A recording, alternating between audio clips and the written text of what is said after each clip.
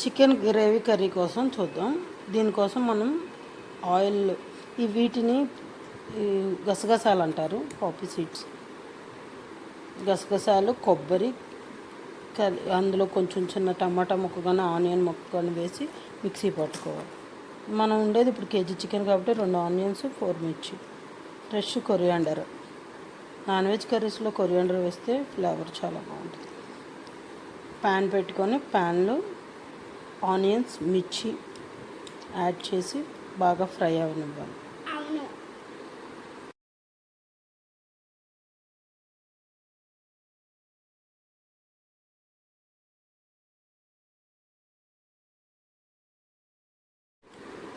చిన్నవి అయితే 2 టమాటాస్, పెద్ద అయితే 1 టమాటా వేసుకోవాలి.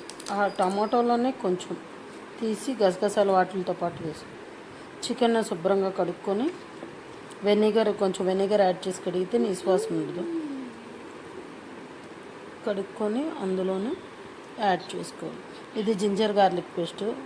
ఆల్రెడీ నేను 2 మంత్స్కి సరిపడా 1 మంత్కి 2 మంత్స్ ఉంటుంది, కానీ నాకు 1 మంత్కే వచ్చింది ఆ సీసా.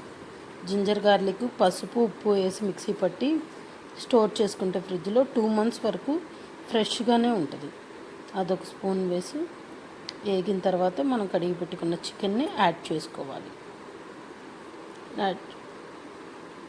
అస్సలు వాటర్ లేకుండా పిండి వేసుకోవాలి.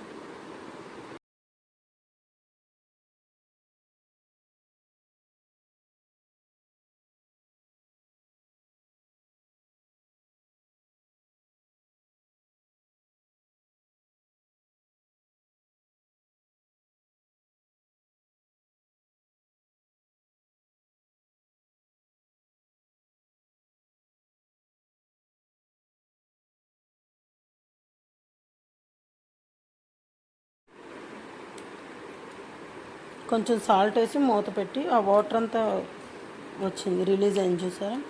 అందులో కొంచెం పసుపు వేసి దగ్గరికి మగ్గనివ్వాలి.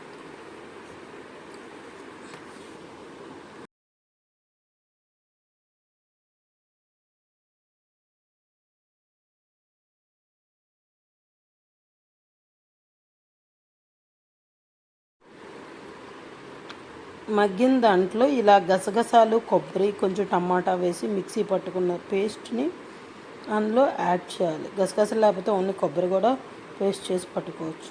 తర్వాత కారం మన టేస్ట్కి సరిపడా, నేను 2 స్పూన్స్ వేసాను. కారం వేసి దగ్గరికి సాల్ట్ చెక్ చేసుకొని సాల్ట్ సరిపోకపోతే యాడ్ చేసుకోవాలి. ఆయిల్ పైకి ఫ్లోట్ అయ్యేదాకా మీడియంలో పెట్టి మగ్గనిచ్చి కొత్తిమీర జల్లి దించేసుకోవడం. ఇందులో మనకి ఇప్పుడు నేను పొడి మసాలా అనేవి యాడ్ చేశాను. ధనియాల పొడి, జీలకర్ర పొడి, గరం మసాలా, కొంచెం మిరియాల పొడి. మీకు వద్దు అంటే ఈ స్టేజ్లో ఇవి యాడ్ చేయకుండానైనా తినచ్చు.